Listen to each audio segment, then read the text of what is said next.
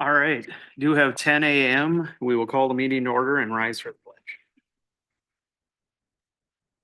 Pledge allegiance to the flag of the United States of America and to the republic for which it stands, one nation, under God, indivisible, with liberty and justice for all.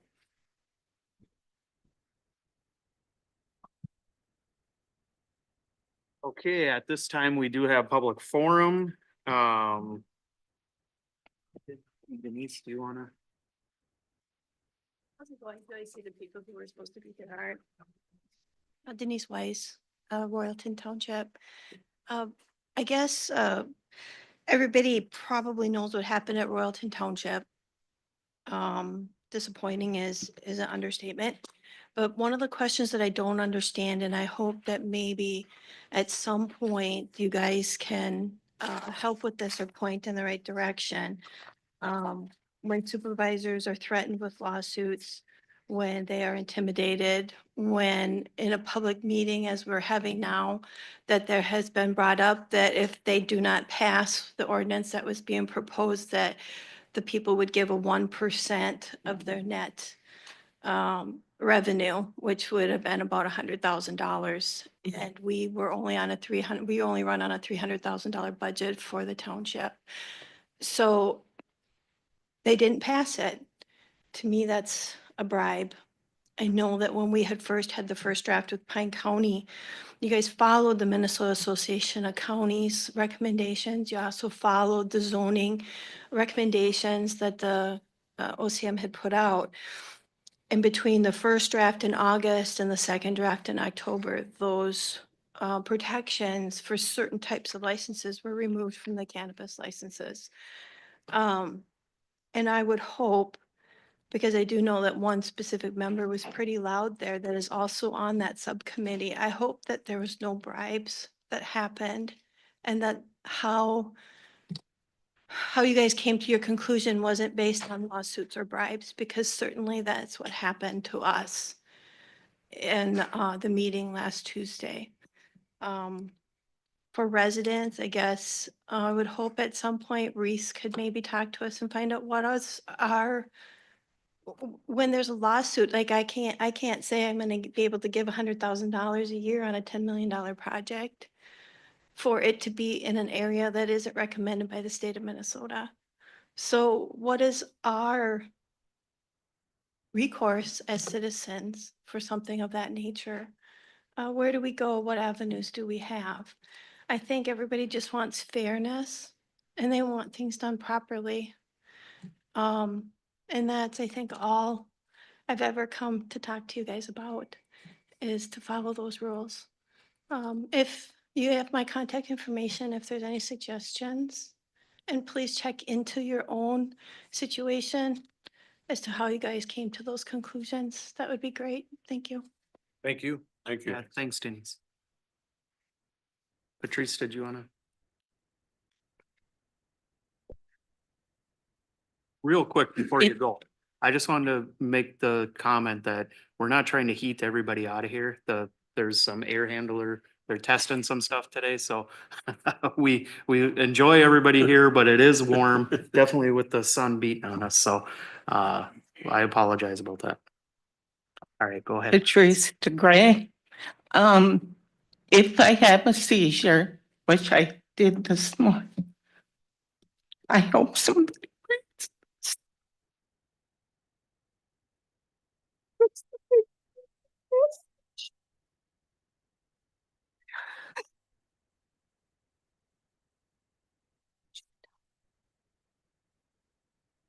This is a different rabbit trail today, so don't expect me to say what I've said before. You can listen this time.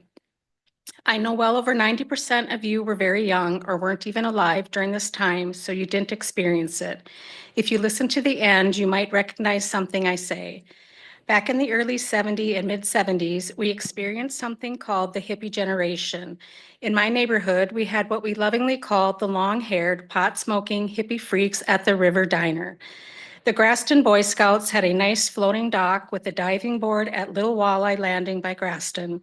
The neighborhood youngsters would go swimming together. One day we came home to tell our mamas that there were skinny dippers jumping from the diving board and standing on the dock. Their hair wasn't quite long enough, so our mamas went down to check it out and came home with a story that survives to this day from one of the mamas. Excuse me. At that time, we as preteens were still able to ride around the block, 6 miles, without needing an adult with us. Today's world is different, and we are in deep trouble when the pot smoking is encouraged so much that we have to grow and manufacture it less than a mile from where that generation was skinny dipping. A quote from a year-half-old article in the New Scientist, October 11th, 2023, "Weed isn't like it used to be. The psychoactive potency of cannabis is on the rise, which means that so too are the risk of potentially harmful side effects. With a growing acceptance of the drug around the world, as well as legalization in many countries and US states, regulators are asking one question with increasing urgency: just how much stronger is today's cannabis? There is no way to comprehensively assess all types of cannabis currently available, either legally or illegally around the world. But the data we have suggests that today's drug is much stronger than the weed of even a few years ago, let alone several decades prior."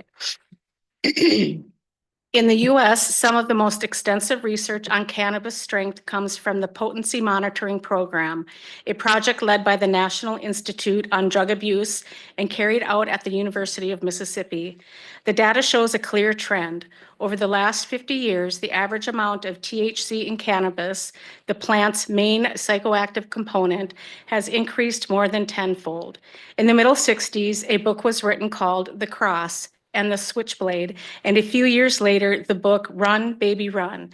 This all focused on the drug culture in New York City at that time and the creation of what most of you have heard of today of Teen Challenge.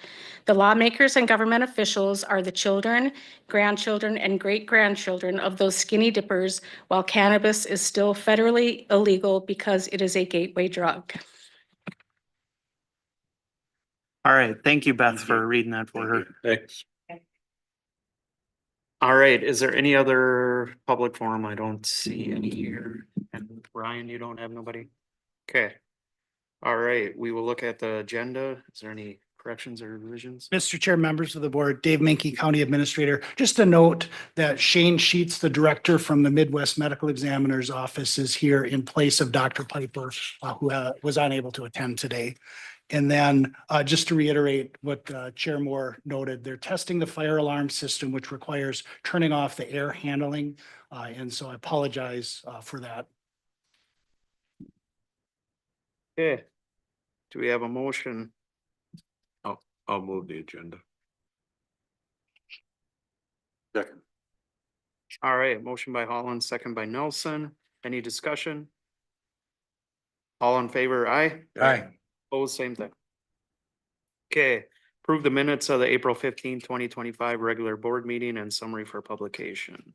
I'll move those. All right, motion by Ludwig.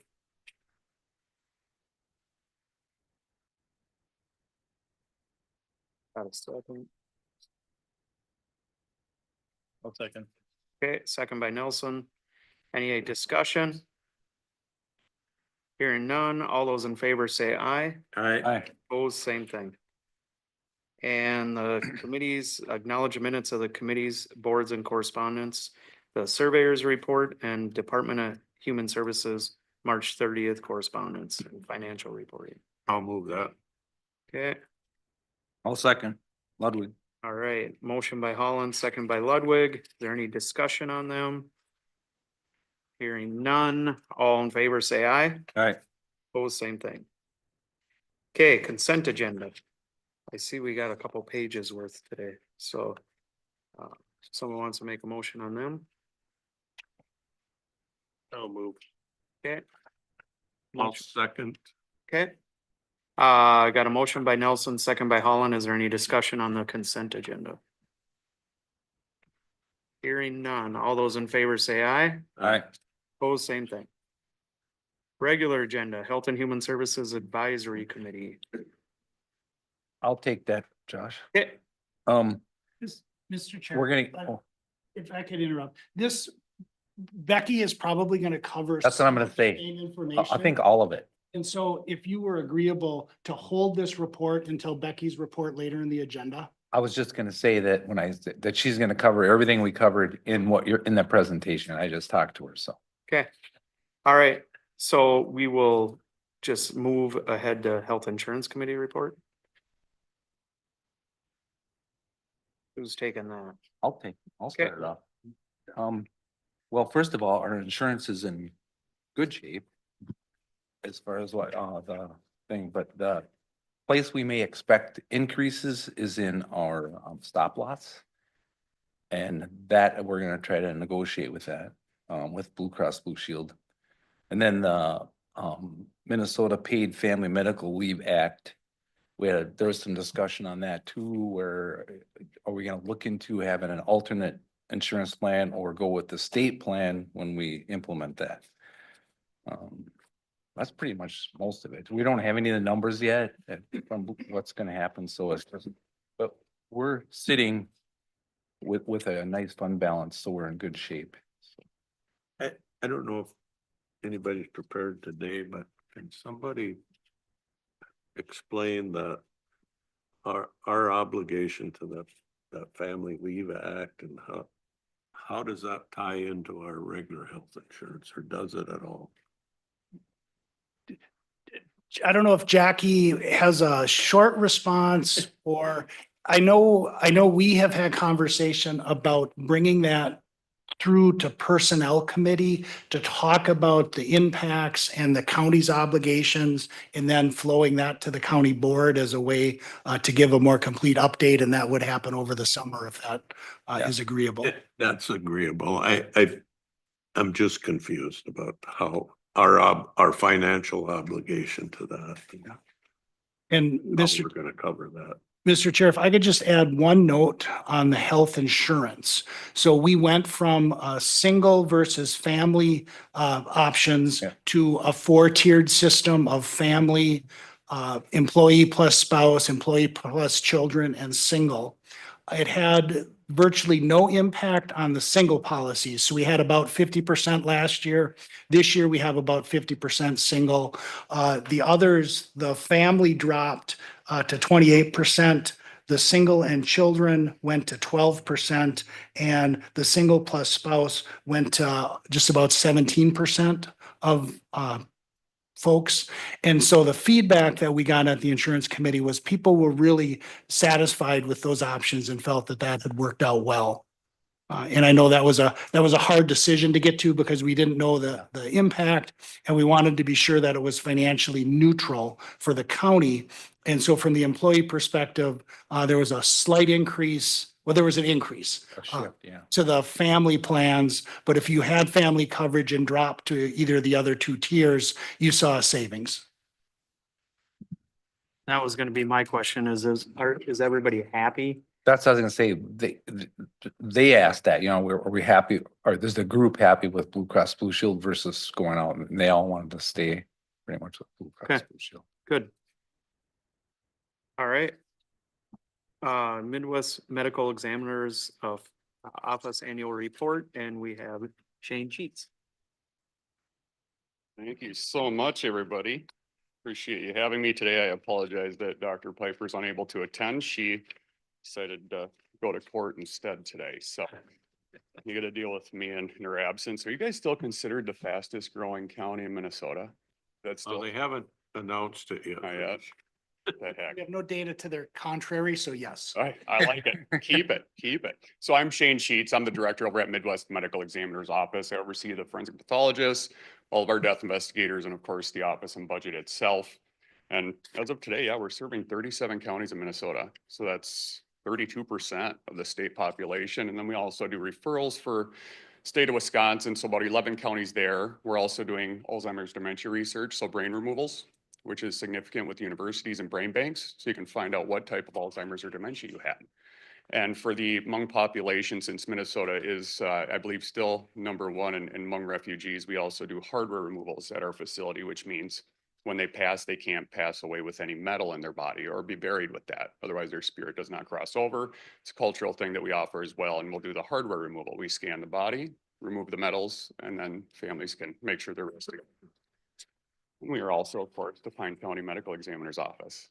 So happy to serve you guys. In the middle of it all, I had to look up your quote again today to see if anything updated. It's truly in the center. So if we go, Clicker there for. yeah, there it is. Thank you. There, it's working. Little bit about us. So assumed cases, that means that our forensic pathologists and investigators, we've been to the death scene. We've assessed everything, interviewed family, all of the works, and we have determined that we need to assume jurisdiction of the case. So that means it's not an apparent natural death. There's something we just don't know as to how that person passed away. And that can be medical record review if they're in the hospital, or sometimes autopsy. So that's what assume means. Decline means, and it's pretty cut and dry, it's cases where the cause of death was an obvious natural during our investigation. And that means that person's primary care provider can sign that death certificate. But we're still obligated to investigate that death for your community. So you had a total of cases reported to us were 250. So you had 262 deaths in Pine County. So 95% of your cases are people that passed away were reported to us. And those outliers, a lot of people ask, what about the other 5%? Well, those are typically your nursing home deaths, skilled nursing facilities like that. It does not include assisted living and also hospital inpatient.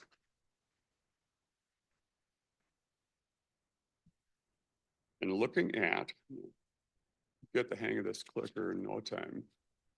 All right, so we have our Pine County overview, as you can see, for manner of death, and I'll go over some trends with you guys.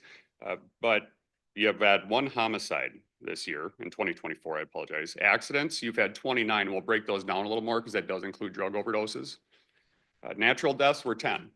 I mean, when we're investigating, if it's not an apparent natural death, 40-year-old male, 20, 30, you don't know. We just don't know what happened. They're going to the doctor. There's no diagnoses. We're going to do that investigation and find out for the family. And 7 suicides, and of course, 0 undetermined. We like to see that. That's oftentimes you'll have that with bones, or the investigation just isn't lining up and we have to go with undetermined. We'll go to your accident subclassifications. I like graphs, so we're trying to update our annual report every year to make it a little better for the commissioners. And if you're a fan of pictures too, as well as I am, let me know. Any feedback's appreciated because we have a new case management system. So we'll routinely update this with data that you're wanting. So I'll look forward to questions. But our subclassification is your blunt force injuries. You've had 12 deaths due to blunt force injuries. Biggest definition of that is just an impact on a dull object or a surface. So it includes your motor vehicle accidents. It includes people falling. A lot of times you'll have that be considered blunt force injuries, and it results in those fatal injuries. Drug substance abuse, you're at 13. Exposure, so environmental, hot, cold, you're at 2, 1 related fire death and 1 infant unsafe sleep, which we're routinely seeing a decline in that throughout the state, which is good. Education's getting out there on co-sleeping, what to do differently with your infant, and we take those investigations to heart and really try to stop and educate and find out what's causing the death of the youth in our communities. Manner of death by year. Now, this is where you commissioners can go ahead and look at a good comparison. It's also really interesting for public health, emergency management, the general community. But out of your incidents, 12 of these were blunt force injuries of your accidents. The 13 drug overdoses, you're tied with 2023. So we didn't see a decrease in that. Statewide, we're starting to see that go down. And that's very good to see. Fatal. I'm sure the sheriff or EMS can attest that maybe they're surviving due to Narcan, things like that, but we are seeing the fatal deaths go down. And at your 2 exposure, the same, 1 fire, 1 unsafe infant sleeping. When you do your comparison, homicides, you're down 1 from last year. So you still had 1 this year. Drug overdoses up 10, or sorry, accidents up 10. And then for natural deaths, down 3 from last year. So they're probably seeing their provider a lot more. People are going to the doctor a lot more. Prior years during COVID, people stayed at home a lot of times and skipped their appointments. And for suicides, that is up 1 this year. So suicides in 2023, there were 6. In 2024, there were 7. And a lot of times people want to know the trends of those. It's middle-aged, white male, firearms. That's typical suicides in Minnesota on average. We'll break it down a little more for you for your 4-year comparison. Accident not otherwise specified is 2, but you haven't had that since 2021. And yeah, it just gives you a better picture to look at the overall data and try to do a comparison for your community. But yes, we are seeing suicide rates start to decrease. We're seeing drug overdoses start to go down. And the big one that I'm exam or autopsy, we're gonna be doing toxicology testing. And with, you're seeing present in the tox for your community of the deaths, and for methamphetamine present, there was 12. So methamphetamine and fentanyl are what we're seeing for drugs in Pine County. We haven't seen too much change there.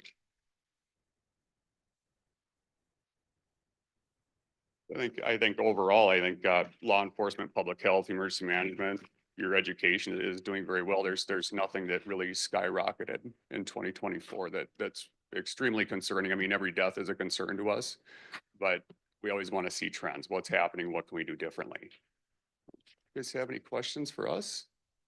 Hey, Doctor, do you compare our rural county to other rural counties? Is there a difference between a rural county and a metro county? Yeah. In drug usage deaths? Yeah, usage and deaths 100%, because you're having a more compact community, right? I still live in rural Minnesota and we see it too. Drug overdoses, you look on it, yes, it's low, but how is it sitting to a county similarly situated, right? We're out in the middle. You have to drive 20 minutes to get groceries. What is your overdose rate? So that's oftentimes correlated with per 100,000 population.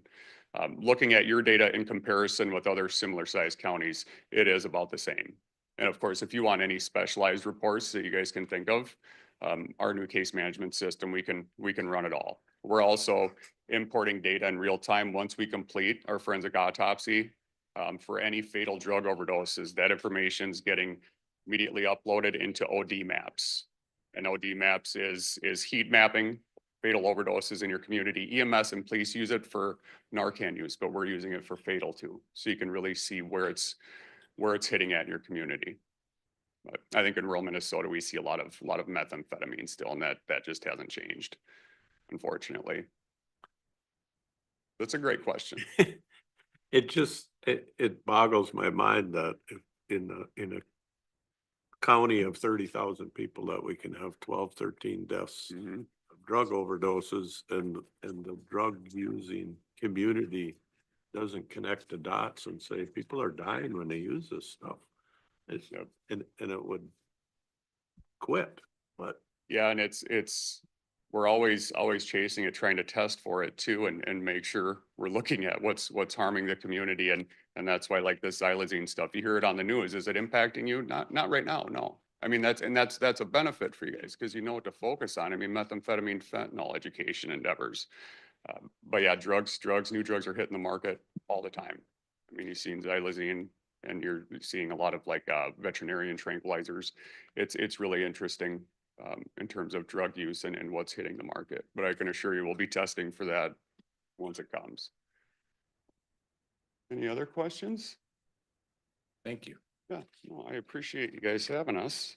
And I'll leave my business card. Would you like that? Okay, I'll leave card and ME information for you guys. So please email me, let me know if you have any questions. And as always, as commissioners too, we're your medical examiner's office. So it'd be wonderful to come out for a tour and just see. I don't know how many years it's been. It's probably been quite a few. I don't know. Promise, it's very surgical setting, very clean and very professional. And I think you'd be amazed. We'd love to have you though, just to show you what of course taxpayer dollars are going to. And we see no rate increase for next year.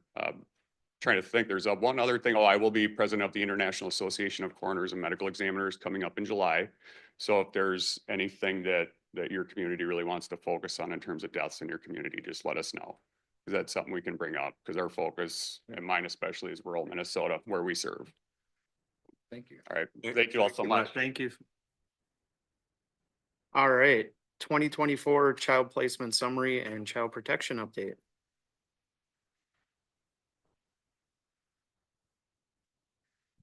Good morning, Mr. Chair, members of the board. My name is Becky Foss. I'm the Director of Pine County Health and Human Services. And I am here this morning to speak a little bit about 2024 out-of-home placement expenses and then provide a brief child protection update too, specific to a new law that is going to be coming into effect for most of Minnesota on January 1st, 2027. Here are the topics I hope to cover for you today. Just some basic broad context and information related to out-of-home placements in the Health and Human Services budget. The actual numbers, budget compared to what we expended, and what we do in-house to practically support and strengthen families to keep them out of child protection, out of placement, and out of deep end services. And then we're going to spend some time doing a little deeper dive into that future unfunded mandate that I spoke about.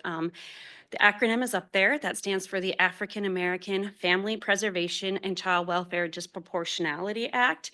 And so if I call it the Act or if I call it MAFPA, please know that is what I'm referencing. That is just a mouthful, so it's just easier to call it the Act or MAFPA. Just starting with some context, in the Pine County Health and Human Services budget, we are responsible for budgeting out-of-home placements for CPS, which stands for Child Protective Services, CMH, which stands for Children's Mental Health, and then also probation out-of-home placements, excluding the RJC contract that is contained and housed in Terry's budget.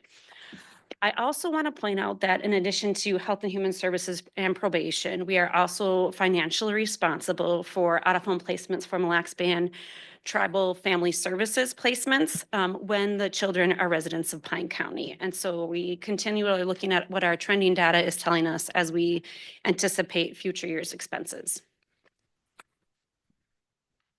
So here's the numbers. And it's really, really exciting information. So for 2024, we budgeted a little over $1.3 million. You can see there the different big divisions in the HHS budget is child protection, probation, and CMH. So that first bullet point is what we actually budgeted under each of those areas. And the second bullet point lets you know exactly what we spent in each of those areas. And so we were under budget in all three areas, which I think is the first time in my tenure that that's happened. And another exciting thing that happened is for the first time, I think ever since I've been in Pine County since 2011, we expended under $1 million in out-of-home placements. In fact, we've had years where we've expended over $2 million. So this is something that's really exciting for Pine County. It's something to be proud of. And altogether, we were under budget by over $500,000 in those three big areas. I want to take you through some trending data for each of those major divisions, CPS, probation, and children's mental health. So here you can see our child protection out-of-home placement expenses since 2019. And really, generally what you see is a downward trajectory. So that is something that is seen all across the state. I can share with you in 2019, we were still dealing with the impact of the first legislative task force on the protection of children. And so with that came many, many, many more reports, more out-of-home placements. 2020 was the COVID year, and 2021 was recovery from the COVID year. And then from there, you can see, generally speaking, there's a little blip uptick in 2022, but then it goes down. And Supervisor Beth Jarvis is also here. She and her team do a phenomenal job. So we just want to share some kudos with her. This is trending data related to probation placement expenses, again, from 2019. You saw in 2019, out-of-home placements for child protection were significant, those expenses, as were probation expenses that year. So that was a rough year for out-of-home placements. But since that time, really, again, mostly downward with a little bit of uptick in 2022 and 2023. I do want to point out that in 2023, the RJC contract went into the probation budget. So there's a decrease there that is somewhat explained by the contract moving hands to Terry's department. Well, the contract didn't move hands, the expenses for the contract moved hands. Terry's always been in charge of that. And then in 2024, just more great work being done by the probation department, by Terry, by Sherry and their crew, just some good work. And in this slide, you can kind of see the trending data for children's mental health placement expenses. We talk and speak of budget busters when we talk about out-of-home placements. And this is an area where if there is a out-of-home placement for a child with a severe emotional disturbance, it is going to be a budget buster. Typically, when children need a higher level of care for their mental health, it's going to be found or accessed in a residential treatment center or a QRTP, which stands for Qualified Regional Treatment Program. And so those are upwards of $300 a day. And so there's a big difference if you have 2 kids in out-of-home placement versus 5 kids in out-of-home placements, and those costs are significant. So let's talk about 2024, because 2024 was a really fantastic year for out-of-home placement expenses, and what can we attribute that to? A lot of things, right? I don't think there's one magic ticket, or we would be doing that every year. But we have worked really hard on providing preventative and proactive services to our community members, because we also don't want kids to be in out-of-home placement. We want families to be thriving. We want families to be strong. Beth and her team do a phenomenal job of safety planning and only using out-of-home placement as a last resort. And Barb and her team do the same thing. We really try to provide community-based services whenever possible. Also in child protection, we really try hard to watch our caseload sizes. And so really proud of the work that we've done in that area. As an administrative team, I think the average caseload size for case managers right now is about 8. 10 years ago, it was probably 15. So we've worked really hard to manage that ratio. When I say that, I want to be clear that if you are a child protection social worker, 8 cases now is probably the equivalent of 18 cases back in the day, because the documentation requirements and what's required of the workers is more than what has ever been before. And also the dynamics that we're seeing with families are much more complex, ranging mental health, chemical health, really difficult barriers that we're trying to overcome with families. We also do a voluntary parent support outreach program, voluntary for families to participate in. We have the Family Resource Center. We have evidence-based family home visiting in public health, and that is going over 10 years strong. I'm really proud of that team. They've done some great work. And then we have a licensed independent clinical social worker on staff, and we do a great job providing internal mental health services and supports to our community. I also think it's important to talk about tenured staff who touch the child protection system. In a 2023 DHS study, the average child protection worker tenure was 2.5 years. That's a really sad statistic. It's sad for a lot of reasons, but really it takes 12 to 18 months to train a child protection worker. So by the time you're training them, you have a year with a fully functioning child protection staff. Thankfully here in Pine County, our average tenure is over 8 years. So we're over 3 years, the state average, which is really remarkable. And again, a testament to the work that Beth is doing with her team. In addition to that, we just have a great system in Pine County. It's the social workers, it's the leadership, it's the nurses, it's the attorneys. I specifically want to call out Assistant County Attorney Sydney Silko. She is amazing. She handles all the CHIPS cases with some help from Maria, and just does a phenomenal job and has really been doing that for several years now in Pine County. And when you have a tenured staff, they're not easily rattled, and you can really work through a lot of things together. Looking into the future. So if I had my crystal ball in front of me today, what would it tell me? It would tell me what you see in some of the trending data. Our out-of-home placements in child protection are trending downward. There is an increased scrutiny related to out-of-home placements in child protection. So placements do not happen easily, nor should they. Additionally, we are seeing added requirements, added unfunded mandates that are going to hit our budget in 2026 as we ramp up for 2027 services. So that's something to also keep in mind, and something I want to be very clear in calling out. Let's go deeper into the new act that's coming into effect in 2027. It was passed last legislative season, and it was passed with broad support. Both sides of the aisle supported this new law. Our local legislators also voted to approve. It's covered and spelled out in Minnesota Statutes 260.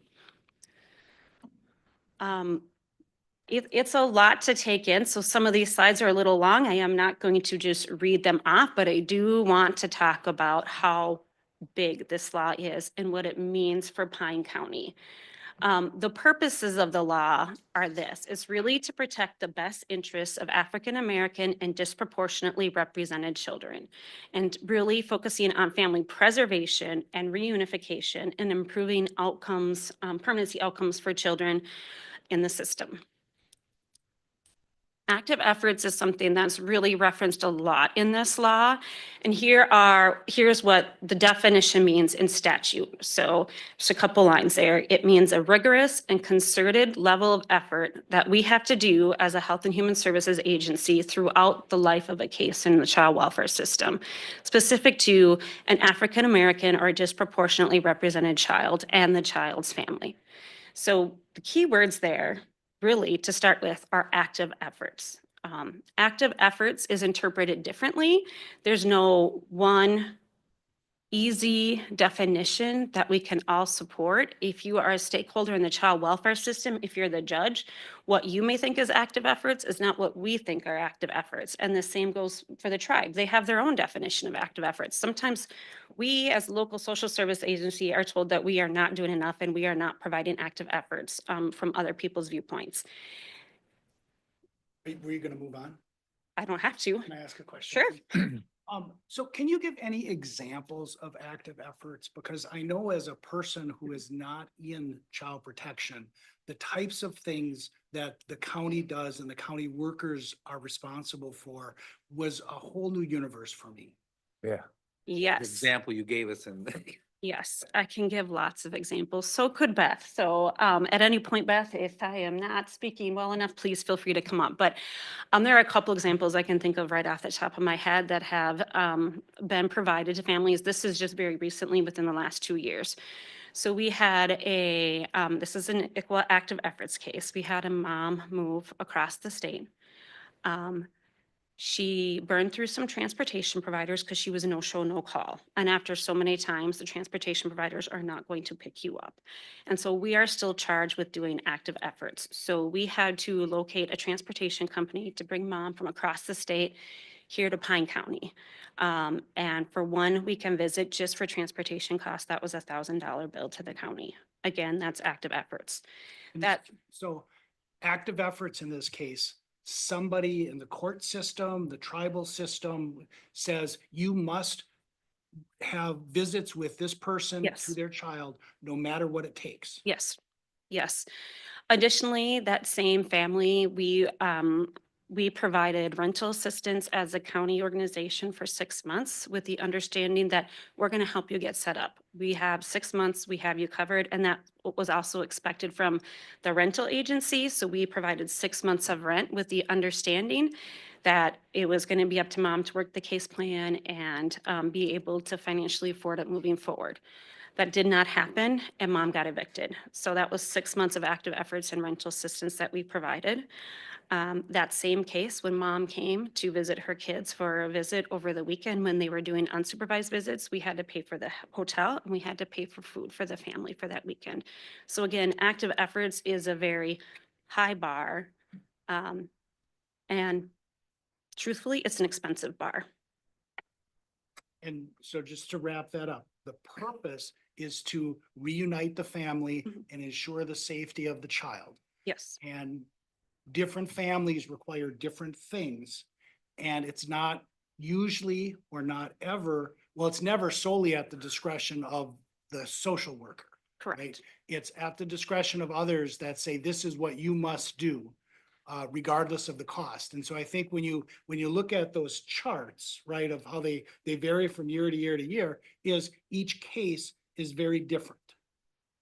Absolutely. And so this act will apply that standard to we suspect virtually every child protection case in Pine County. Yes, And the value of that is, from a state policy perspective, is the legislature believes that every child deserves maximum efforts to be safely reunited with their family. And provided no funding. yes. With no funding, yeah. No funding. Our funding. I had a question on that back slide. on the bottom. You have courts, public defenders, et cetera. What's the GALs? Oh, sorry, GAL stands for Guardian Ad Litem. So Sorry. Guardian Ad Litem. So a guardian ad litem is appointed by the court in all child protection cases to advocate and represent the child's best interests.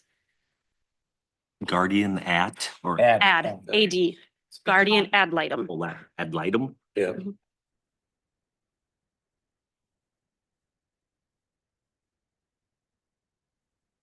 Disproportionality is another one of those big words that is covered throughout this law and stated over and over. And what it means is the overrepresentation of African-American children and other disproportionately represented children in the child welfare system population as compared to the representation of those children in Minnesota's total child population.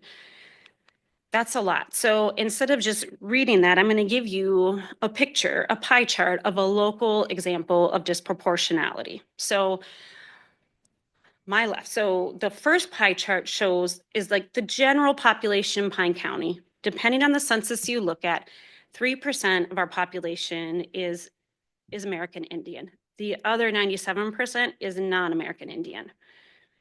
And then if you take that information and just compare that to what our child out of home placement looks like, you all of a sudden see that blue piece of the pie chart expand measurably. And so you can see there, that's a local example of disproportionality. So if you look at what this law shares, it shares that we must be in Pine County doing something wrong. And I agree, when you look at that pie chart, that looks horrific. It looks like what is happening and what is Pine County doing. So we're going to come back to this pie chart in a little bit because there's more to it than just the data. The data doesn't capture it, and I don't know that it feels like everybody's interested in learning more information behind what the data is sharing. Moving on with the requirements, there's some bold and italics highlighted here that really speaks to County Administrator Minke's point regarding why we think this law may impact so much of our population. It is a child under the age of 18 whose race, culture, ethnicity, disability status, low-income socioeconomic status is disproportionately encountered in the child welfare system as compared to the state's total population.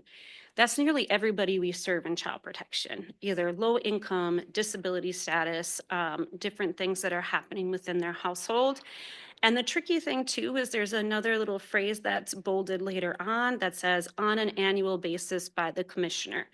So not only is it pretty ambiguous and yet all encompassing, every year that definition could change based on what the DCYF commissioner states as this is how it's defined this year.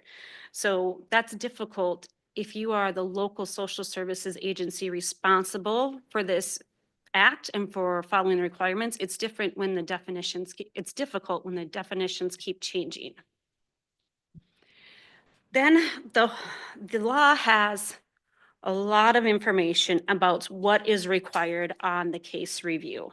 So when you as a county board member, or when I as a director hear like, oh, each case has to be reviewed, that makes sense. We should be reviewing each case to make sure we are making good, healthy decisions and really engaging parents and families in the child welfare system. So that all makes sense. However, the requirements in law are much more complex, and we can't get the data from SSIS. We've had numerous conversations at this level about SSIS and what it can and cannot do. It cannot do much, period. And it's an old system. It was created in 1990s, and you're going to see all the things that are required of us and why this feels like a pretty impossible task. So the case review. The first case review report isn't due till 2029. And we have to start reporting data in 2028, so November 1st, again, with guidance from the commissioner.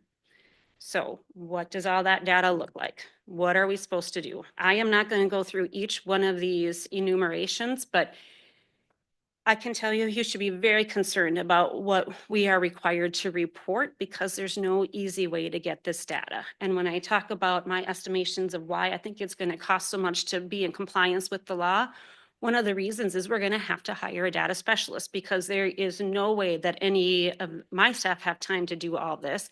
And SSIS doesn't support retrieving this data or identifying this data in an easy way. As you can see here, everything that is going to be required. And the list goes on. There's a piece of the law here that I have highlighted about what is going to happen if the case reviews show that we're not really doing very good in compliance with this law. We will have to work a remediation plan with measurable outcomes that have to identify, address, and reduce the factors that led to the outcomes that we're seeing. And it also has to include information about how we're going to achieve and document trauma-informed, positive child well-being outcomes through all of these remediation efforts. Why am I so concerned about that? For lots of reasons. Why I'm concerned about this law. First of all, again, SSIS doesn't support what it's asking for in the law. And so it's going to take a lot of manpower, human power to get through that. Local examples, going back to that slide of the pie charts where it looked like there was a significant disproportionality that exists in the Pine County child welfare system. I want to talk more about those cases because that data is effective mid-April is when I ran the data. Again, that pie chart where there is disproportionality in Pine County's child welfare out-of-home placements. So of the kids, I believe it was about 33 that were in placement, 14 were Native American children. Of those 14, 12 of the 14, nearly all of them were having their cases heard in tribal court. So we were just, I don't want to say a bystander because we have more to do with it than that, but we are not leading those cases. The tribe is leading those cases. And of those 14, 4 of those 14 were placed in the last year. So what we see with active efforts cases, and this is really, really important to keep in mind, is the cases last a long time. They are not wrapped up in a very timely way compared to reasonable efforts cases. And what that means is that we have workers investing a lot of time and a lot of services and frankly, just a lot of money into cases to keep up with that active efforts bar. I also want to point out that of the 4 children who were placed in the last year, they were placed by tribal social services, not by Pine County. And again, that's not a piece of data that can be captured out of SSIS.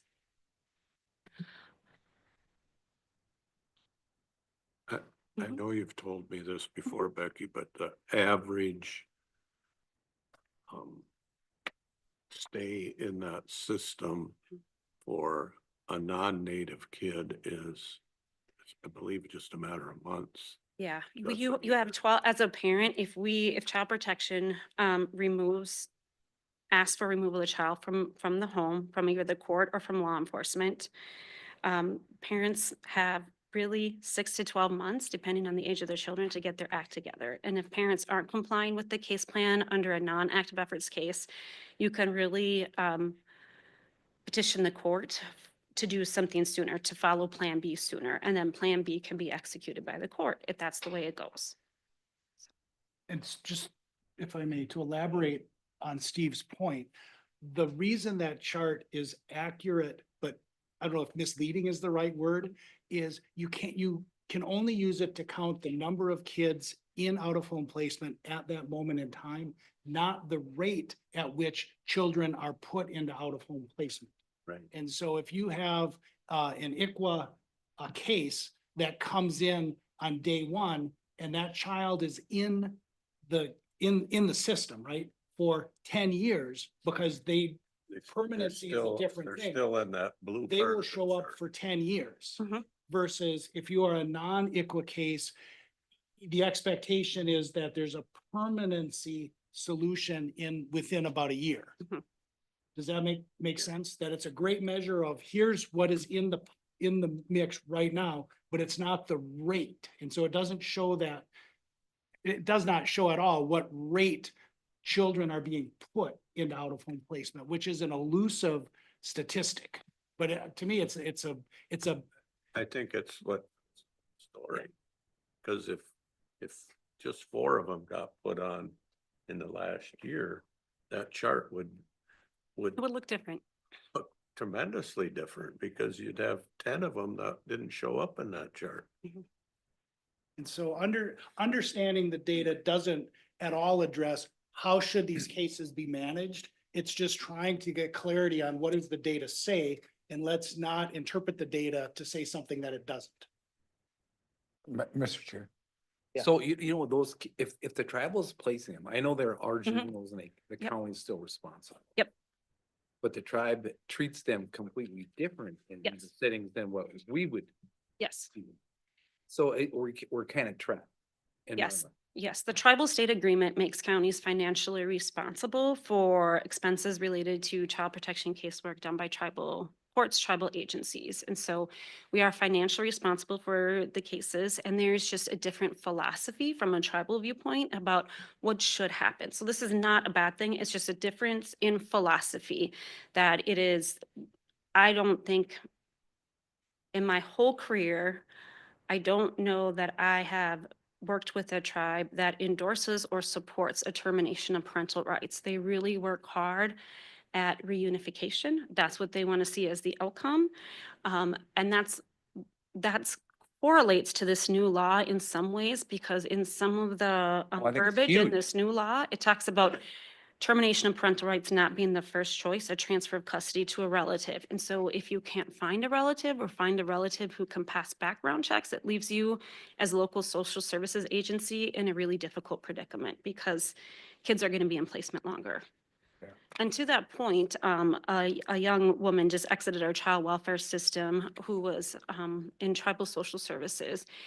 And she had been in placement for, I believe, 10 years. So this is not something that, that we take lightly. The active efforts piece is really important and what that means for permanency outcomes. So I'm trying to choose my words careful here, but so how we would typically resolve a case with another kid? Their culture resolves it differently. Yes. It doesn't care how long it goes, as Yeah. long as there was someone. That Yeah. like culture. And really focusing on if there's no family, kiddo's gonna stay in foster care until we find a family member, because we're not gonna do a termination of parental rights. But they count against our data. Yes. Thank you. So what we know about the act right now, at this very moment, is Hennepin and Ramsey counties, this is in effect, they're the phase-in counties. They had to start doing this work January 1st, 2025. What we know right now is some of the definitions by DCYF. What they've agreed on is disproportionality or disproportionate populations include African-American children, American Indian children who do not fall under ICWA MIFPA, and then also kids who are comprised of more than two races. So that's the definition of disproportionality and disproportionately represented children right now. Again, the commissioner decides on an annual basis what that's going to look like. So that could look very different by the time 2027 rolls around, which is when we would be responsible for being in compliance with this law. I can't state this clearly enough. Both Beth, Supervisor Jarvis, and I have a lot of experience in child protection, and we have a lot of experience in what active efforts looks like, both as a frontline child protection worker for both Beth and me, for our child protection supervisor, and as a director. We know what this means for Pine County, and so we cannot stress it enough or come to you in more confidence about what this means for you, for your constituents. Here's just a local look. So these are real cases coming out of SSIS, analyzing the cost between reasonable efforts and active efforts. And this was an exercise we also had to do for the state legislative budget office. So this comes from that as a result of that. The directive was really to try to find cases that were comparable between reasonable and active efforts cases. For all the reasons we just talked about, it's really difficult to compare the two. But when we just took a look at cases side by side, you can see here financially what active efforts means for Pine County Health and Human Services, for Pine County families. And you can see on the column way over the worker time that is spent on these cases. And it's just a tremendous difference. The bar is much higher for active efforts. So what are our next steps? So Math Plus coming our way. It would be wise of us to ramp up in 2026 to be ready for January 1st, 2027, when it's the rollout date for Pine County. In addition to all this unfunded mandate, Supervisor Meacham and I are keeping a very close eye on what is happening at the state level because the Minnesota House, the Minnesota Senate, and the governor are all proposing cost shifts to the county for home and community-based services, for behavioral health services, and for sex offender programming services. So there's going to be some cost shifts. In addition to ramping up for MAPPA, we are preparing for cost shifts likely to happen, which you should be very, very concerned about. As a result, I know that I've been given the directive that I need to present a first budget in late May versus when I usually do it in early August. So I will do that. And hopefully by the end of May, we also have more resolution to what exactly is going to happen with the cost shifts.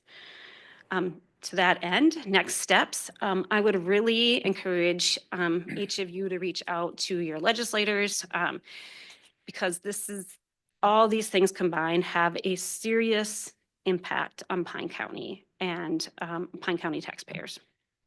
Question? Yeah, Mr. Chair. So for 2025, do you have an idea how we're running like out of home placements in the child mental health? Are we Yep. staying in, are we doing good still? Absolutely. So in children's mental health, I think if things continue, we'll probably be right on target for being at budget, maybe a little under. Child protection is running under right now, under budget, and probation is also running under budget. Okay, thank you. The year is young. That can change in a week. That can And change. we all know that In a day. Yeah. one family can Yeah. skew that thing like Yes. crazy. Yes. And I've talked before about sometimes it's like it's just good luck. So that's oversimplifying it. We have a lot of dedicated staff, a lot of hard workers. Maybe more appropriately, it's the absence of bad luck. Maybe a family of 10 doesn't come into your county needing a lot of services. So that's helpful. Mr. Chair, I have one more comment. Yeah. So I worked with your people for a whole Mhm. career, and they always did the best to reunite with the family, and it was the first thing we ever did when we were pulling kids. So I look at this and I go, I hope it doesn't make us say, well, I don't want to take action here because it's going to cost us so much money and we have, it's going to burden us. So, and I'm not saying that as I don't think our staff would ever do that, but it almost looks like the law is pushing you to let little cases go and just take the big cases, and I don't know if there is such a thing as a little case, because they all, they build over time, that when you first, the sooner you can grab those cases, the better to me. Yeah. I don't know if that makes sense. It makes absolute From sense. From where I was when I was working, that makes sense to me. I will say that we are, I think Beth and her team, and she can correct me if I'm wrong, are very judicious in screening and reports that meet criteria for a Well, child protection I assessment. don't doubt your staff. I will also say, though, when the decision comes to providing ongoing case management and potential removal of children from the home, there is a higher level of scrutiny than there's ever been before. Yeah. And so I think that's the pressure under which we all work in. None of us want bad outcomes for kids. We all want great outcomes for families. So we'll continue to do the best we can, knowing that there's a lot of pressure in this field. But Thank there's you. a reason for the 2.5-year tenure. Thanks. It's so important. Mr. Chair, Mhm. just a follow-up. So you said there is more scrutiny to those decisions for placement out of the home. Yeah. Who makes those decisions or how are those decisions made? So when a child is first removed from the home, that can only come about one of two ways in the child protection world. Either law enforcement places the child on a 72-hour hold, or we petition the court for a hold and for custody of a child. And so we cannot enter homes and just snatch up kids. That's just not what we do. Can't do that. We wouldn't do that. But that's how it works in this state. That's the only one of two ways that you can do that. And so once it meets that level, then you have to be in court with a certain amount of time. And so we have to connect and consult with the county attorney's office to make sure, like, hey, is placement still warranted? Could we do something different? Could we safety plan this instead of taking that next step? And then once it's in court, it's really up to the judge to decide what happens for next steps.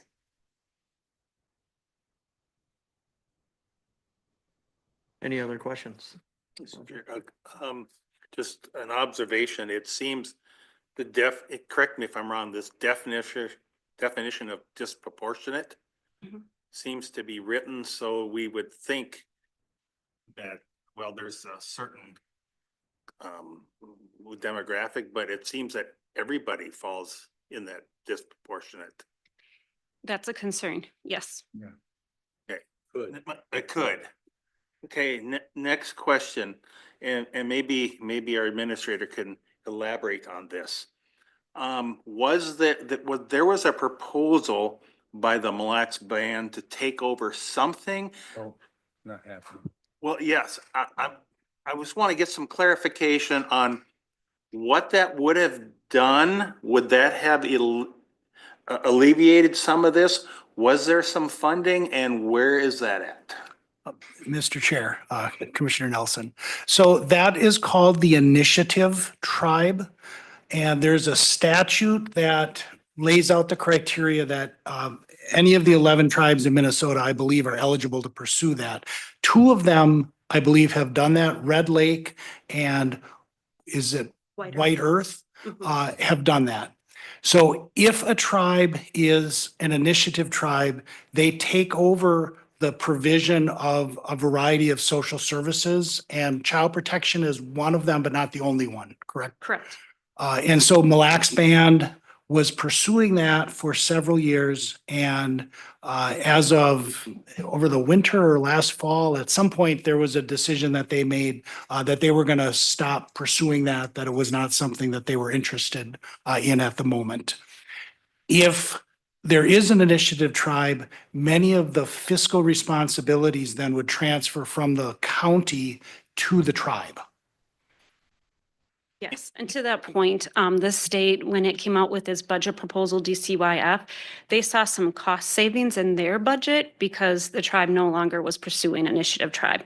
Keep in mind, that's still our expense at a county level, but the state saved some money in their budget process. Do you know what that amount was that they were, that in the governor's budget that they? I believe that the 2-year amount for the biannual budget was either roughly 14 or $16 million. That tracks. I was thinking 8 million a year, but I wouldn't want to be quoted on that. Is that, But they didn't give any savings. No, it should, so my next question is, Good one. should we be really encouraging, I don't know, the Mille Lacs Band to reconsider this? You know, would it be in our best interest for, I don't know, I'm asking that question. I think that's a decision that the tribe has to feel comfortable making when they feel like they have the Right. resources in place. And so I think we are only going to see so much traction if we try to encourage that.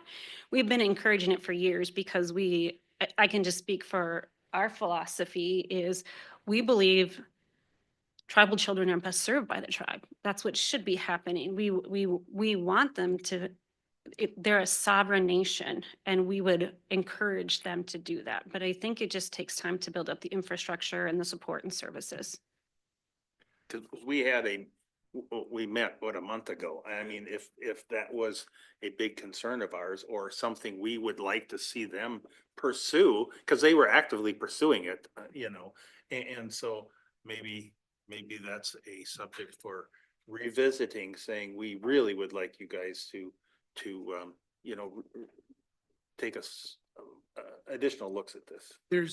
there's 2 pieces of feedback that maybe give part of the reason, and I don't present this as having any insight into the Mille Lacs Band's decision-making, but I do know that they struggled with retaining qualified social workers. And I think that's a statewide issue. So staffing was very difficult. And then the challenges presented by SSIS, I think, was a deterrent for them because the information is so hard to get and the amount of work on the paperwork computer side is so extensive that you're really not doing social work in the traditional sense. You're not helping the family or the children, you're documenting what's happened. I also want to point out that with this new law, if with MAPPA, if something doesn't change, I don't know how much it's going to matter because we're going to be doing so much work and expending so many services for so many cases that it may not rise to needing attention because so many other things are going to need attention.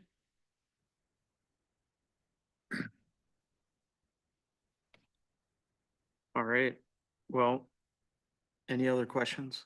Yeah, back a few pages. You broke down, you have some money Mhm. on reasonable efforts versus active. Yes. I was just wondering, you know, like you have on the middle one, case number 2, you take the 479 hours of active and divide it by the 283,963. It's 592 an hour. Then if you just did reasonable efforts, it was 112 an hour, which is 226 hours. I mean, it's half the hours, which is the 10 times the dollar amount. How, you don't, if you have one case, I guess I'm trying to figure out, how do you do reasonable efforts? And then how do you do active efforts on the same case, or am I looking at this wrong? I think you're looking at it wrong. So they are 2 different cases. A reasonable efforts is, let's just say, case number 1A, and active efforts is case 1B. I do have it broken into how many hours are spent on each case, but in addition to worker time, those expenses also include services and resources. Could be foster care for the child, could be services for their parents. So it's a lot of costs are wrapped up into that, including the worker time. Okay. That answer your question? Yeah, thanks. Would be an example where you had to pay the hotel bill, you had Yes. to pay housing, you had to pay transportation, Yeah. you had all these additional costs beyond just the worker time. Correct.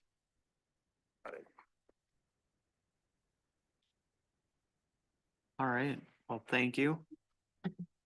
And I seen, so that Thank you, was, Becky. I'll stay close by. Thank that you. was our advisory committee report as well. Yeah, and Mr. Chair, there is one action from the advisory committee. If you go back to that committee report on the agenda, it's terminate the Blue Cross Blue Shield Care Coordination Delegation Agreement at the end of the year. So if you want to discuss that, that was not specifically addressed. Maybe if you want, Becky can give an overview of that. Yeah, maybe. Becky can do a much better job than I can. But we have terminated with another provider in the past year. And that seems to, you know, it's if somebody was on UCare, is it the one? Yeah, that, you know, they're still on UCare. It's just that their person to help guide them through that is now somebody that UCare contracted with Pine County. And so we had a person doing that. Now they contract with Lutheran Social Services to have somebody do that work. And the same thing will happen with Blue Cross. We will terminate the contract, and we have 3 people that work with that Blue Cross contract. We're so far behind in other work that those people will be just shifted over to do other work. And instead of hiring 3 more people to do the behind work, it's up to Blue Cross to contract with somebody else, like Catholic Charities, Lutheran Social Services, someone will pick up that work. I hope it's okay that I'm speaking. yep. So at the Health and Human Services Committee, we talked about the Asian Disability Services Unit, which is supervised by Pat Meacham, who is also here. Over the last couple of years, what we've seen is our wait list for MinChoice's assessments has not gone down. In fact, it's done the opposite, it's increased. And we've tried everything within our power to not have a wait list. We've done overtime, we added a staff several years ago, we've cross-trained staff, so we're at the point where we need to do something different. I could be wrong, but I don't think, I could be reading the room wrong. I don't think there's an appetite to hire more people. And so I think that's left us to figure out how are we going to manage this mandated service. We do this non-mandated service in Pat's unit called Care Coordination for Blue Cross Blue Shield for individuals who are 65 years and older. It's a service that they get under their plan. And we'd like to modify our agreement with Blue Cross Blue Shield to no longer provide that service, redirect those resources that we have to mandated programs, including MinChoice's assessment and home and community-based services. Otherwise, I think we're going to be leaving everybody in an unenviable position, trying to figure out if we should hire or what our next steps are going to be. Okay, Did we make that clear enough to people that it's the three people that are doing Blue Cross will do now mandated services. And this Blue Cross contract is not a mandated service. And somebody else, Blue Cross will have to figure out who's gonna do it. so we need a motion on that. I'll move that. I'll second that. Okay, is there any other discussion on terminate the Blue Cross Blue Shield Care Coordination Delegation Agreement at the end of the year? All right, hearing none, all in favor say aye. All right. Opposed, same thing. All right, well, thank you for all that information. And we will move on. National Corrections Officers Week. And Rob. Mr. Chair, members of the board, my name is Rod Williamson, Jail Administrator for the Sheriff's Office. I'm here to present to you Resolution 25-17. I believe you guys have that. Recognizing and honoring group of professionals who work is so often overlooked, yet whose role is critical to the safety and the order of our communities and our corrections officers, or they are our corrections officers. I would love to have a lot of people up here, but unfortunately, they're all locked in with our clients. And once they're on shift, they're on post and they can't come up. But speaking on behalf of them, most people, they're unaware of what is involved in housing inmates in our county jail and the ever increasing responsibilities being placed onto the corrections officers throughout the state and the nation. Officers are highly trained professionals performing their duties in many times unfriendly environments, working with individuals who are oftentimes at their lowest. The dynamics of our jail population have experienced significant change over the last few years. While our total numbers of inmates on a daily basis has dropped, the actual number of vulnerable individuals in medical or mental health crisis landing in our jail facilities with significant care needs has increased dramatically. I'm very proud of our expert work our corrections officers provide each and every day, and sincerely appreciate and thank them for all they do for the Sheriff's Office and the citizens of Pine County. So before you, I present Resolution 25-17, recognizing the corrections officers of Pine County during National Corrections Officer Week, this first full week of May in 2025. Thank you. And I believe you do have the resolution, correct? Yep. Correct. Okay. I'll move resolution 2025-17. All right. We Thank got a you. motion. Thanks, Rod. I'll second. All right. Waldham seconds. Is there any other discussion on that? Hearing none, all in favor say aye. Opposed, same thing. All right, Emergency Medical Services Week.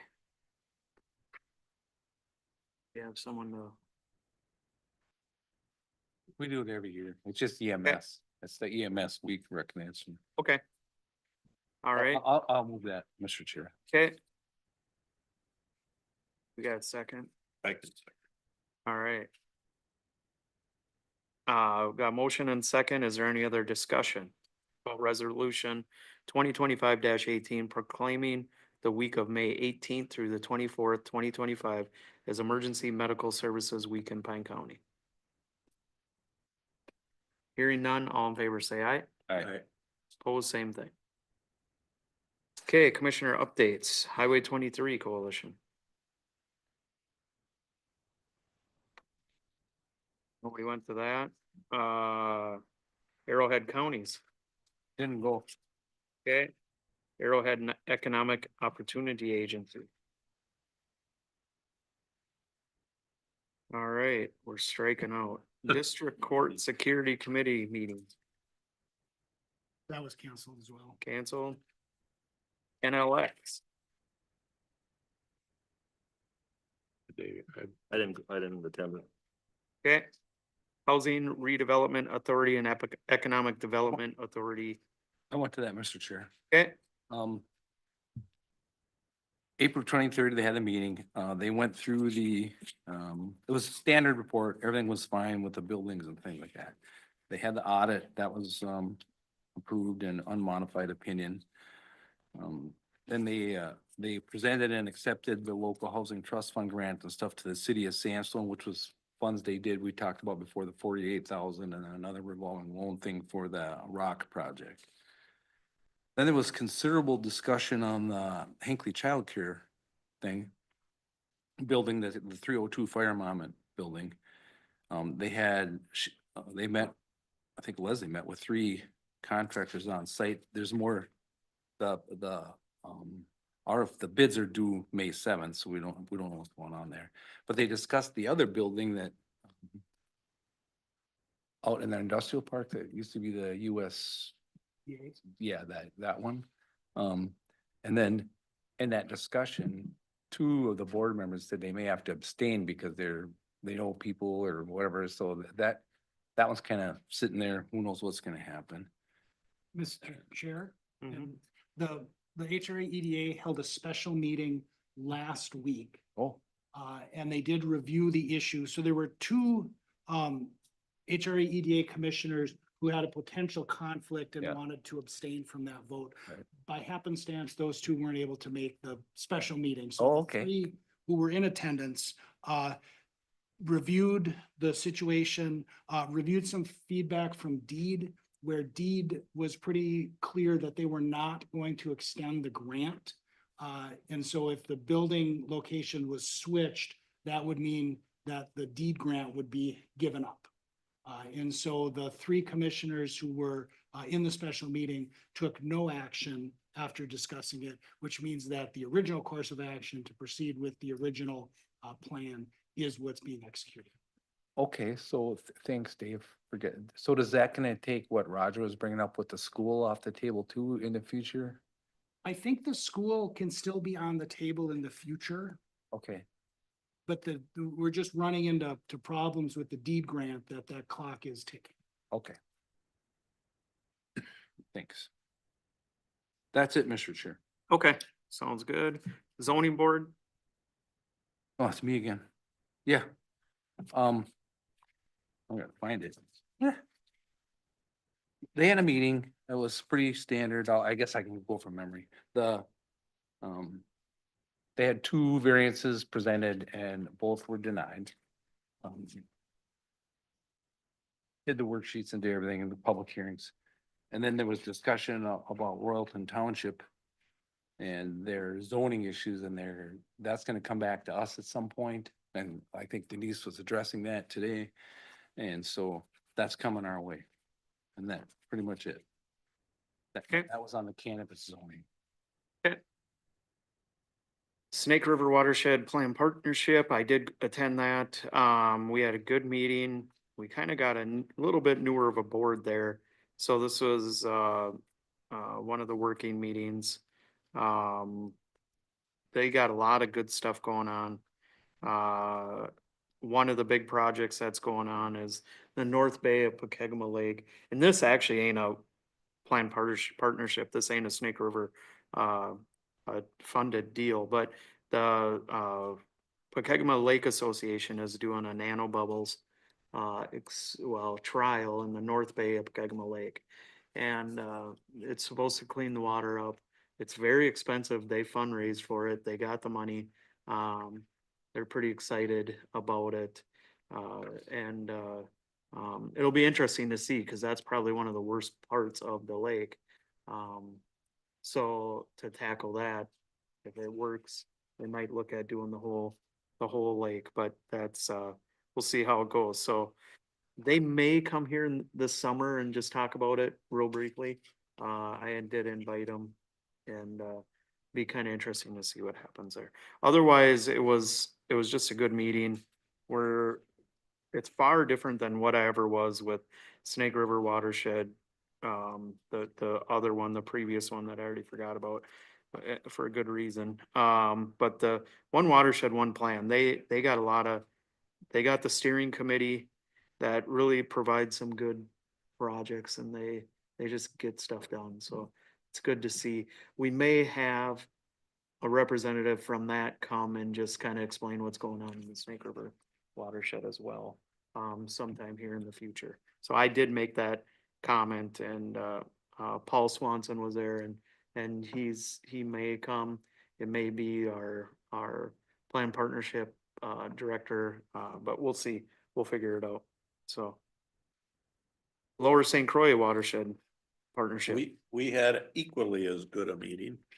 It's a great group of people.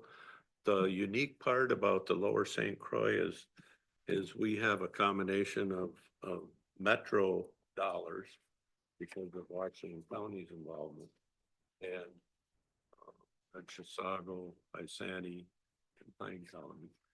And Pine County is, our total acreage as compared to the whole watershed is quite small, but we are the headwaters of that Rock Lake, of that arm of the watershed.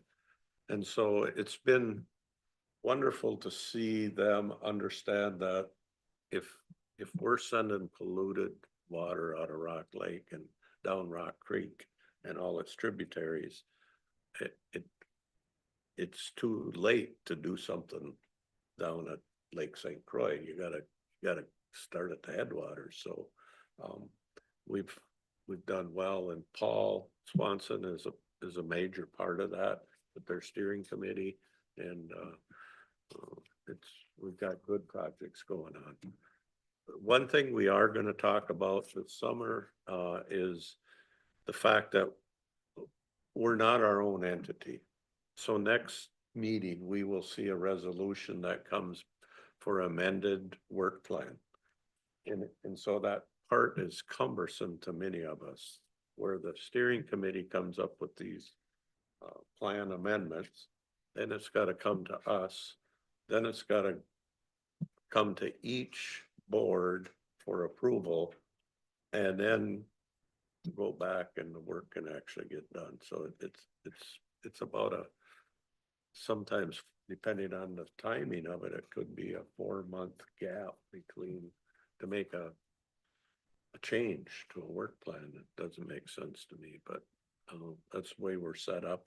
We have made it work. It's worked. It just could be more streamlined if we were our own joint powers entity. And the Snake River is their own joint powers, so they doesn't have to come back here. That's why I think it's good that they would come and have a little presentation about what's going on, because we don't get them kind of updates as well. It's funny how you said on the Lower St. Croix we're the headwaters, on the Snake River we're the end of it. Right. So in two of our major bodies of water, Pokemon and Cross are, the last of it. So we had that discussion because there's a lot of activity going on, Pokemon and Cross Lake, and some of the people in the different counties were like, well, why are we spending all the money down there? And it's because they're sending all our junk our way, and it's impairing our waters. But it is preventive, if it's being prevented, that's good to see that they have that there. So, but all right, thanks. Meeting with the city of Pine City. We did, yeah, you want to go? I thought it was a very, very good meeting, and we haven't met specifically with the city of Pine City for a number of years. And so just kind of get to know people, and we got a lot of things that we do together. Things that we used to do together that we're not doing together and we kind of forgot, but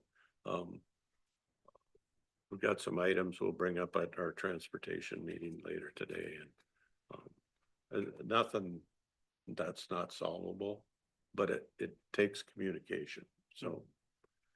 Yeah, I thought it was a very good meeting. It was me and Steve and David and their administrator Marcy and the mayor Kent and their councilman Dan Swanson. Swanson. And yeah, it was just kind of a nice, some of the comments were between these four walls, you know, so it was kind of, we had that kind of communication, so it was nice. We could say a few things and I just thought it was really good. Our plan is to meet again in a couple months. Next month, yeah. Yeah. We're gonna meet right away, cause we had a little bit of an agenda and we didn't get through it all. Yeah, so we'll see how this goes. Pine County Education Leadership Network. We had three of us go. You wanna start, Roger? It was a good meeting. Every meeting has been good so far. Yes. It was. It's the first school one that I've gone to, so there. Guy from Willow River actually did a lot of work putting demographic information together, which is interesting to me. And to see the population shift and what schools are concerned about is, of course, if they project 20 years from now, our student age population is declining. The overall population of the county is actually going up, but there's a lot of people my age that moved to Pine County and they don't necessarily have kids in school. So. But that's always good because they help pay for it. And, Yeah. So, no, I thought it was very good too. Some of the themes and trends were declining, student enrollment. But like I said to everybody, because there was a little bit of gloom and doom and I'm like, you can't control that though. I mean, if the population's declining, the students are gonna decline as well. So to not maybe focus so much on that, and focus on, you know, what they can control. And part of the other problem is there's a lot of options for schools nowadays, homeschooling and charter schools and online and that kind of stuff. So they're getting affected by that, but I do think there's a lot of good leadership from represented from every school district, wasn't there? Yeah. That I'm pretty confident that they'll figure it out. So, did you have anything to add? Okay. All right, Central Minnesota Council on Aging. We met, probably our one meeting a year that we meet actually in person. And we met with our advisory committee and, actually heard from the, head of the Minnesota Aging Board that kind of controls our money and, money's tight. Even though our aging population in central Minnesota has been on the increase for a number of years and is projected to continue to increase. We're doing it with less funding, and the needs definitely have not gone away. So I'm concerned about the 276 people in Pine County that get meals on, or the congregate dining sites and Meals on Wheels. I mean, it's not a huge amount of our population, but it's people that we're concerned about and nutritionally dependent on those meals. And it's so we got to keep our eyes on that ball. Mr. Chair? Yeah. If I could just do a follow-up to what Steve was talking about. And so in that program, the county makes a contribution of about $3,000 per year that shows up in the Health and Human Services budget. And so for 2026, you're going to see that called out as something that you should be considering whether you want to contribute that or not. Typically, that has just been built into the base budget, but we know that with 2026, money is going to be extremely tight. Health and Human Services is going to be extremely tight. And so we are asking folks to really simplify virtually anything that is discretionary in the budget so that you guys are gonna have the opportunity to wrestle with that.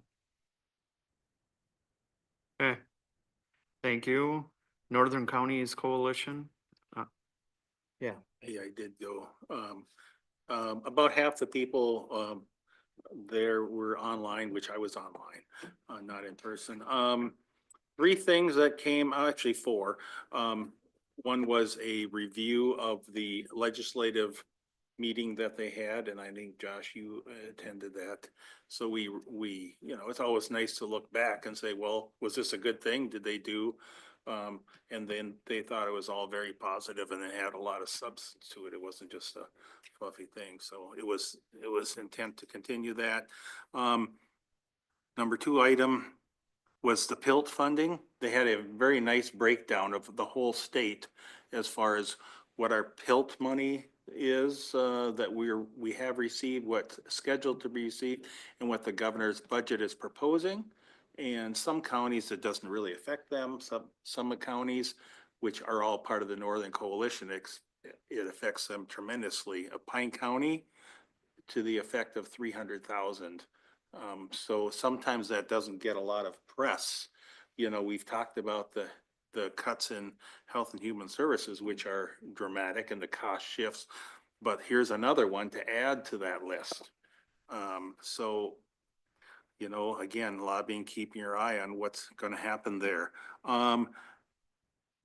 And getting back to the Health and Human Services, the proposed cuts that were coming there was a suggestion, and I think AMC perhaps is working on this. They talked about the subcommittee, and they were saying, okay, if they're saying there's going to be some mandated cost shifts, then the question is, okay, either we just say we complain about it, but we suck it up and we pay all those, or do we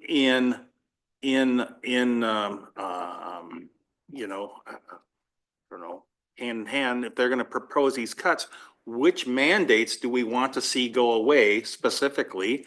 Or what services would you like altered? And if the counties present a united sort of, and that's kind of difficult because we talked about, well, some people are going to say we don't want any cuts.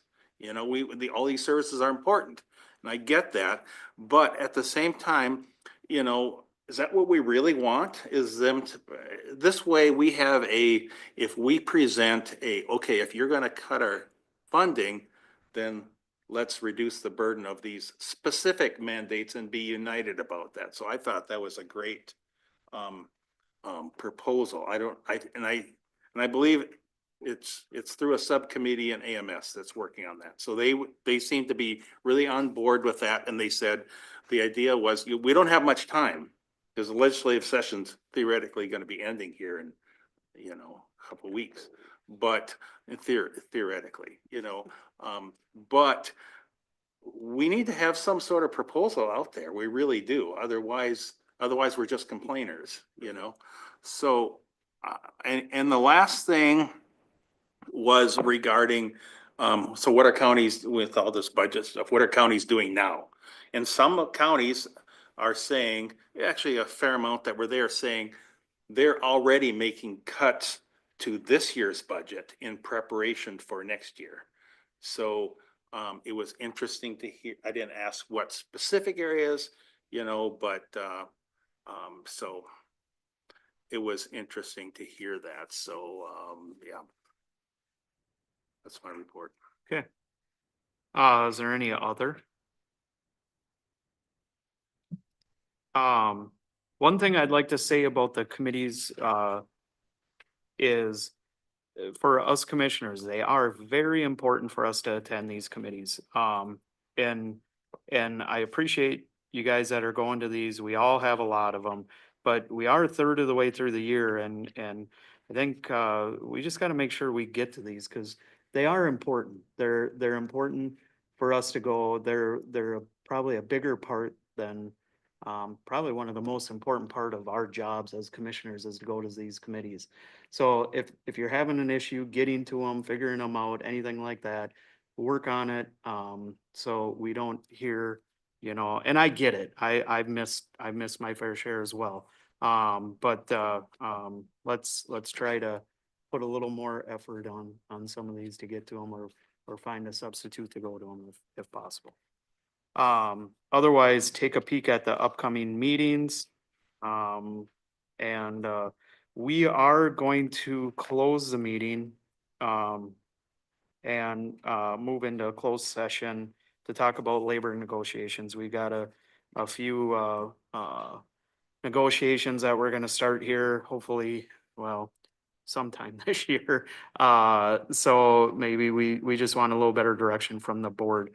So I'll need a motion. Mr. or Chair, yeah, before you close, maybe if I could just, for general information, my intent, and obviously the board can do what the board will do, my intent is just to have a relatively short conversation, distribute some information, get some feedback on what information you might be interested in relation to preparing for labor negotiations, and then there would be no decisions that would be made. And so just so if anyone's watching, I would not anticipate any decisions. yeah. And are we gonna do it in here or are we gonna? Yeah, if we can stay in here, Ryan will halt the video recording and broadcasting Okay. until we come out of So closed meeting. does, May you read that? yeah, you got it down there in. Yeah. I move to close this meeting as provided by Minnesota statutes. 13D.03 to consider strategy for labor negotiations, including negotiation strategies and development discussion, and review labor negotiation proposals pursuant to Minnesota statute 179A.01 and 179A.25. Second. All right, we got a second? Roger, second. Okay, all those in favor, say aye. Aye. Oh, same thing. Can we take a 2-minute? Yeah, just take a 5 minutes to get people out of here.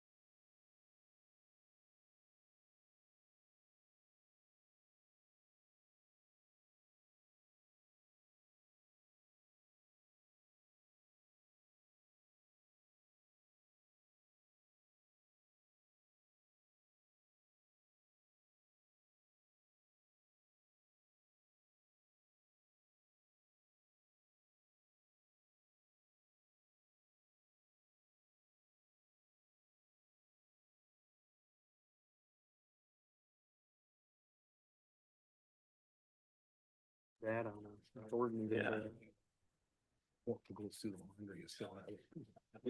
Good. All right, so we are back in open, session.